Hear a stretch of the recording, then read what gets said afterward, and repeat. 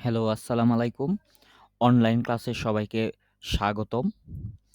তো আমার নাম মোহাম্মদ জুয়েল হাসান। আমি একজন অনলাইন টিচার। আমি আমাদের যে ব্যবসার হিসাব বিজ্ঞান বিভাগ ও ব্যবস্থাপনা বিভাগ আছে, এছাড়া মার্কেটিং ও ফিনান্স ডিপার্টমেন্ট আছে। সেইসব ডিপার্টমেন্টের গণিতগুলো অনলাইনে এবং অফলাইনে প্রাইভেট পড়িয়ে থাকি। তো অনলাইন ও অফলাইনে প্রাইভেট পড়ানোর কারণে অনেক তথ্যই আমরা আমাদের ছাত্রছাত্রীদের কাছে শেয়ার করি এবং তারই ধারাবাহিকতায় আজকে আমরা আমাদের শেয়ার করতেছি যে ৩য় বর্ষে যারা আমরা নতুন উঠেছি তাদের কি বই আছে এবং এই বইগুলোর মধ্যে কোন বইগুলোতে গণিত আছে এবং সেইগুলো কিভাবে পড়তে হয়। সেই বিষয় নিয়ে একটা বিস্তারিত আলোচনা করার জন্যই মূলত আজকের ভিডিওটা। তো এটা শুধুমাত্র নতুনদের জন্য, যারা নতুন অনার্সে উঠছি ৩য় ইয়ারে বা 3rd ইয়ারে, ৩য় বর্ষে যারা উঠছে হিসাব বিজ্ঞান বিভাগ এবং ব্যবস্থাপনা বিভাগ। তাদের যে সিলেবাসের যে গাণিতিক বইগুলো আছে এবং অন্যান্য যে বইগুলো আছে সবগুলো বই নিয়েই মূলত এটা আলোচনা করার জন্য আজকের ভিডিওটা করা। তো ১ম এই যারা ৩য় বর্ষে উঠেছেন তাদেরকে অসংখ্য স্বাগতম।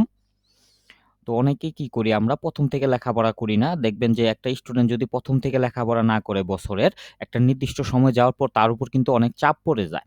এবং তার কারণেই কিন্তু আমরা শেষ মুহূর্তে ভালোভাবে কোর্স কমপ্লিট করতে পারি না এবং একটা নির্দিষ্ট সময় যাওয়ার পর আমরা সবাই বলি যে, "না, অনার্সে পড়া অনেক প্যারা, অনেক ঝামেলার জিনিস।"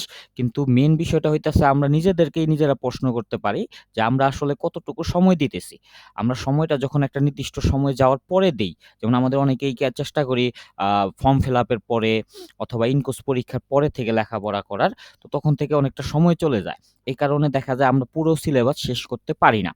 তো আমরা যদি এখন যারা ৩য় বর্ষে নতুন উঠছি, এখন থেকেই ধীরে পড়তে থাকি, তাহলে দেখতে পারবো যে আমরা একটা নির্দিষ্ট সময় যাওয়ার আগেই অনায়াসে আমাদের বইগুলো কমপ্লিট করতে পারবো এবং আমাদের অনার্সেও একটা ভালো রেজাল্ট করা তখন সম্ভব হয়ে ওঠে। ঠিক আছে? কারণ না কারণ হচ্ছে আমাদের ২য় বর্ষ এবং ১ম বর্ষের তুলনায় ৩য় বর্ষে কিন্তু গণিতের পরিমাণ বা গণিত বইয়ের পরিমাণ অনেক বেশি থাকে। তো আজকে মূলত আমরা এইগুলো আলাপ করব যে কি গণিত বই আছে এবং কি বই আছে। ঠিক আছে? তো একটু মনোযোগ দিয়ে ভিডিওটা দেখবেন। তো দেখেন, ১ম এ আলাপ করি আমাদের অনার্সের যে ৩য় বর্ষ হিসাব বিজ্ঞান বিভাগ আছে। মূলত হিসাব বিজ্ঞান বিভাগ নিয়ে আলোচনা করি ১ম এ। হিসাব বিজ্ঞান বিভাগে দেখেন টোটাল ৮ টা বই থাকে। ১ থেকে ৮ পর্যন্ত ৮ টা বই আছে। তো কি বই আছে? ১ম এ বইয়ের নাম হইল নিরীক্ষা ও নিশ্চয়তা। এটা একটা থিওরিটিক্যাল বই। এটা শুধুমাত্র থিওরি আনসার করতে হবে আমাদের।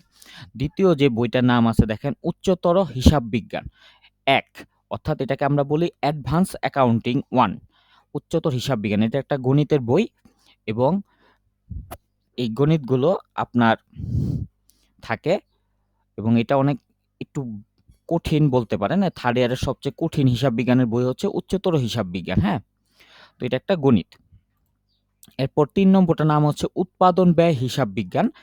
আমরা আরেকটা নাম আছে এটা কস্ট অ্যাকাউন্টিং, হ্যাঁ? ইংরেজিতে বলি কস্ট অ্যাকাউন্টিং। এটাও একটা গণিতের বই। এখানের গণিতগুলো আমরা ইংরেজিতে করব এবং থিওরিগুলো বাংলায় করব। ২ নম্বরটা উচ্চতর হিসাব বিজ্ঞান বা অ্যাডভান্স অ্যাকাউন্টিং যে আছে এটারও গণিতগুলো ইংরেজিতে করব এবং থিওরিগুলো বাংলায় করব। ৪ নম্বর বইয়ের নাম আছে দেখেন ব্যবস্থাপনা হিসাব বিজ্ঞান বা ইংরেজিতে ম্যানেজমেন্ট অ্যাকাউন্টিং নামে চিনি। এটাও একটা গণিতের বই এবং এই গণিতের গুলো ইংরেজিতে করব এবং থিওরিগুলাও কিন্তু ইংরেজিতে আলোচনা করতে হবে। ঠিক আছে? থিওরিগুলাও ইংরেজিতে লিখব, আবার অঙ্কগুলাও ইংরেজিতে লিখব। ৫ নম্বর হইতেছে ব্যবসায় ও বাণিজ্যিক আইন। ব্যবসায় ও বাণিজ্যিক আইন এটা একটা থিওরিটিক্যাল বই। এটা শুধুমাত্র থিওরি।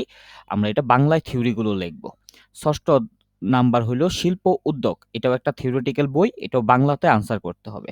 ৭ নম্বর হইল আর্থিক ব্যবস্থাপনা বা ফিন্যান্সিয়াল ম্যানেজমেন্ট বলি। এটা একটা গণিতের বই এবং এই গণিতের পাশাপাশি গণিতগুলোও ইংরেজিতে করতে হবে। পাশাপাশি থিওরিগুলোও ইংরেজিতে লিখতে হবে। ৮ নম্বর হইল ব্যাংকিং ও বীমা। এটা একটা থিওরির বই। এটা বাংলায় থিওরি আনসার করতে হয়। তবে একটা চ্যাপ্টারে ২-৩ টা অঙ্ক আছে বা সামান্য কিছু অঙ্ক আছে। তো এগুলোর জন্য আলাদা প্রাইভেট পড়তে হয় না এটা ব্যাংকিং বীমা। এটা যারা আমাদের এখানে অন্যান্য যে গণিতের বইগুলো আছে পড়ে তাদেরকে আমরা এমনি দেখাই দেই। কারণ এটা খুব বেশি অঙ্ক না। তো খুব গুরুত্বপূর্ণ জিনিস না। বাট একটা অঙ্ক আসে। তো আমরা আনসার করতে পারলে ভালো, কারণ আনসার করতে পারলে 10 এর মধ্যে 10 পাওয়া যায়, যেখানে থিওরি আনসার করলে তো কখনোই 10 এর মধ্যে 10 পাওয়া যায় না, তাই না? এবং অঙ্কগুলো খুব সহজ বাংলাতে। তো এই অ্যাকাউন্টিং ডিপার্টমেন্টে দেখেন আমাদের টোটাল 4টা গণিত আছে। এই যে advance accounting 1, cost accounting, management accounting আর ফিনান্সিয়াল ম্যানেজমেন্ট।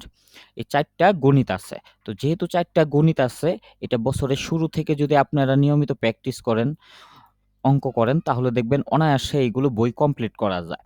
কিন্তু অনেকেই করে কি, পরীক্ষার পরে আপনার টেস্টের পরে বা ইনকোর্স পরীক্ষার পরে বা ফর্ম ফিল আপের পরে পড়ালেখার চিন্তা ভাবনা করে। তো তাদের জন্য এই এতগুলো গণিতের বই কমপ্লিট করে আপনার পরীক্ষার জন্য পূর্ণ প্রস্তুতি নেওয়া খুব কঠিন হয়ে ওঠে, হ্যাঁ? তো এই জিনিসগুলো অবশ্যই একটু মাথায় রাখবেন। ৩য় বর্ষটা খুবই ইম্পোর্টেন্ট, কারণ ৪র্থ বর্ষে যাওয়ার পরে আপনার যদি কোনো কারণে ৩য় বর্ষের রেজাল্ট খারাপ থাকে, সেটা একটা স্টুডেন্টের জন্য অনেক প্রভাব বিস্তার করে। আর চলেন এখন আমরা ব্যবস্থাপনা বিভাগ নিয়ে আলোচনা করি, যে অনার্স ৩য় বর্ষ ব্যবস্থাপনা বিভাগে কি অঙ্ক আছে, থিওরি বইগুলো আছে বা আমাদের বই আছে, যার মধ্যে কোনগুলো থিওরি এবং কোনগুলো গণিত। তো দেখেন এখানে প্রথম আছে কার্য ব্যবস্থাপনা, এটা একটা থিওরি বই, এটা বাংলায় লিখতে হবে। ২য় বইয়ের নাম হচ্ছে ব্যবসায় পরিসংখ্যান, বিজনেস স্ট্যাটিস্টিক, এটা একটা গাণিতিক বই। এখানে অঙ্ক আনসার করতে হবে, ইংরেজিতে অঙ্ক এবং ইংরেজিতেই থিওরিগুলো আনসার করতে হয়। বিপ কোশ্চেন, খ বিভাগের যত প্রশ্ন আছে, গ বিভাগে যদি থিওরি আসে, সব ইংলিশে আনসার করতে হবে। তো এটা আমাদের অ্যাকাউন্টিং ডিপার্টমেন্টের ২য় বর্ষে ছিল, ব্যবসায় পরিসংখ্যান বা বিজনেস স্ট্যাটিস্টিক। আর ব্যবস্থাপনা বিভাগের এটা ৩য় বর্ষে আছে। ৩ নম্বর হলো সাংগঠনিক আচরণ, এটাও একটা থিওরিটিক্যাল বিষয় সাবজেক্ট, এবং এই সাবজেক্টটাও আপনি কি করতে হবে, বাংলায় থিওরি আনসার করতে হবে। ৪ নম্বরটা হইতেছে বাংলাদেশ কর বিধি, ট্যাক্স বলি আমরা, আয়কর বিধি। তো এই বইটাও আপনার গাণিতিক বই, এর প্রশ্ন এবং অঙ্ক ২টাই বাংলাতে করতে হবে। এটা কোথাও ইংরেজিতে না, পুরাটাই বাংলাতে। এবং এটা নিয়ে একটা বিষয় হইল, এই বছর থেকে কিন্তু বাংলাদেশ করবিধি আপনার নিয়ম কানুন চেঞ্জ করা হইছে। আগের যে রুলস ছিল, বাংলাদেশ করবিধি মানে বাংলাদেশ সরকার কোন আয়ের উপর কিভাবে ট্যাক্স নেয়, কর নেয়, সেইগুলো নিয়েই কিন্তু এই গাণিতিক বিষয়টা। এবং দেখা যাইতেছে যে আগের যে রুলস ছিল, সেই রুলস বেশিরভাগ রুলসই কিন্তু চেঞ্জ হইছে। প্রায় ৮০% রুলসই কিন্তু কি হয়ে গেছে, চেঞ্জ হয়ে গেছে। তো যারা আছেন যে অনেক জনপ্রিয় স্যার আছে বা অনেক স্যারের ইউটিউবে ভিডিও আছে, ভিডিও দেখে ফ্রি ভিডিও দেখে অঙ্কগুলো করতে যান। তো বেশিরভাগ ভিডিওগুলোই কিন্তু ২ বছর, ১ বছর, ৬ মাস, ১ বছর আগে দেওয়া। তো সেই ভিডিওগুলো দেখলে কিন্তু আপনি ধরা খাবেন। কারণ সেই স্যার যখন ভিডিও করছিল, সেই রুলস অনুযায়ী ভিডিওগুলো ঠিক ছিল। এখন সেই রুলস অনুযায়ী রুলসটা বাতিল হয়ে গেছে। তাই সেই ভিডিওগুলো আর কার্যকর না। হয়তো স্যার ওইসব স্যারেরাও হয়তো ভিডিওগুলো এখন থেকে ডিলিট করে দিবেন। আবার নতুন করে আয়কর বিধির যে উনার যে ফ্রি ভিডিও আছে ইউটিউবে, সেগুলো দিবেন। কিন্তু পুরাতন ভিডিওগুলো যদি কেউ দেখে করতে চান, তাহলে কিন্তু সমস্যা। কারণ ওই অঙ্কগুলো হবে না। পাশাপাশি কেউ যদি পুরাতন বই কিনেন গত বছরের, সেটা আপনার যেকোনো সাজেশন হইতে পারে, মেইন বই হইতে পারে, সেই বইগুলোও কিন্তু কার্যকর না। তো এখানে নতুনটাই কার্যকর। পুরাতন বইও যদি কিনেন, সমস্যা নাই। কিন্তু অঙ্কগুলো সেই বইয়ের উত্তর যে করা, সেটা দেখে করা যাবে না। আপনাকে কি করা উচিত? নতুন রুলস অনুযায়ী করা উচিত। অঙ্ক তো ওইগুলোই থাকবে, বাট রুলসটা চেঞ্জ হইছে। এই কারণে ওই বইয়ের যে উত্তর বা ওই বইয়ের যে সমাধান, সেটা করা যাবে না। ঠিক আছে? তো আশা করি ব্যাপারটা বুঝতে পারছেন। এরপর তো আমাদের এখানে ২টা গণিত পাইলাম, একটা ব্যবসায় পরিসংখ্যান, একটা হইতেছে বাংলাদেশ করবিধি। এরপরে বইয়ের নাম হলো বীমা ও ঝুঁকি ব্যবস্থাপনা, এটাও একটা থিওরি সাবজেক্ট, এটা প্রশ্ন বাংলায় থাকবে এবং বাংলায় আনসার করব। ৬ নম্বর হলো কোম্পানি আইন, এটাও একটা থিওরি সাবজেক্ট, এটাও বাংলায় আনসার করব। ৭ নম্বর হলো ব্যবস্থাপনা হিসাব বিজ্ঞান, অর্থাৎ ম্যানেজমেন্ট অ্যাকাউন্টিং, এটা একটা থিওরি গাণিতিক সাবজেক্ট। এর অঙ্ক এবং থিওরি যেগুলো থাকবে, সেই সবগুলো আপনাকে ইংরেজিতে আনসার করতে হবে। ঠিক আছে? ৮ নম্বর একটা বাজারজাতকরণ ব্যবস্থাপনা, এটাও একটা থিওরি সাবজেক্ট, এটাও বাংলায় আনসার করতে হবে। তো আমাদের অ্যাকাউন্টিং ডিপার্টমেন্টে টোটাল 4টা গণিত। একটা হচ্ছে হইতেছে এই ১ থেকে ৪, ২ থেকে ৪ এবং ৭ নম্বরটা। আর আমাদের ম্যানেজমেন্ট ডিপার্টমেন্টে ২, ৪ এবং ৭ এই ৩টা গণিত।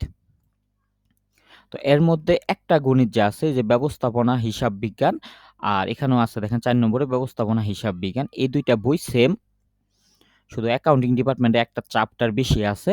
বাট অ্যাকাউন্টিং ডিপার্টমেন্ট এবং ম্যানেজমেন্ট ডিপার্টমেন্ট এই ২ টা ডিপার্টমেন্টে আপনার এই ২ টা গণিত মিল আছে। আপনারা চাইলে এই ২ টা মানে এই যাদের অ্যাকাউন্টিং এ পড়েন অথবা ম্যানেজমেন্টে পড়েন তারা সবাই একই সাথে প্রাইভেট পড়তে পারবেন, একই সাথে পড়ালেখা করতে পারবেন, একই বই। সমস্যা নাই। আর বাকি যে বইগুলো আছে সেগুলো কিন্তু বেশিরভাগই আমাদের ২ ডিপার্টমেন্টের মিল নাই, হ্যাঁ? তো এগুলো আপনারাদেরকে একটু আলোচনা করা হলো যে কি, কি বই আছে এবং এগুলো কোন বইতে গণিত আছে এবং কোন বইতে গণিত নাই। তো অ্যাকাউন্টিং ডিপার্টমেন্টের ৪ টা গণিত এবং ম্যানেজমেন্ট ডিপার্টমেন্টের ৩ টা গণিত। যার মধ্যে একটা গণিত যে আছে যে করবিতে এটা পুরাই রুলস চেঞ্জ করা হইছে। প্রায় ৮০-৯০% রুলস চেঞ্জ হয়ে গেছে। তো এই কারণে পুরাতন বই এবং পুরাতন যে অনলাইন ক্লাস আছে সেগুলো না দেখাটাই ভালো হবে। নতুনভাবে দেখবেন। নতুন যে আপডেট ভিডিওগুলো আসবে স্যারেদের সেইগুলো দেখবেন। অথবা যে প্রাইভেট পড়বেন সেখানেও স্যারেরা অবশ্যই নতুন রুলস অনুযায়ী প্রাইভেট পড়ানো হবে। তো সেটা দেখবেন। তো আমরাও ৩য় বর্ষ প্রাইভেট শুরু করব ইনশাআল্লাহ সামনে থেকে। তো কারো যদি পড়ার ইচ্ছা হয় বা প্রয়োজন বোধ করেন আমাদের সাথে যোগাযোগ করতে পারেন। এছাড়া আশা করি এই ভিডিওটা আপনাদের কাজে লাগবে। যে ভিডিওটা দেখে আপনি বুঝতে পারবেন যে আপনার কাছে কি, কি বই প্রয়োজন এবং সেটা কিভাবে পড়া উচিত। কোন বইটাতে গণিতের জন্য পড়া উচিত, কোন বইটা থিওরির জন্য পড়া উচিত। তো সবাইকে ভিডিওটা দেখার জন্য ধন্যবাদ। আজকে এই পর্যন্তই। সবাই ভালো থাকবেন। আসসালামু আলাইকুম।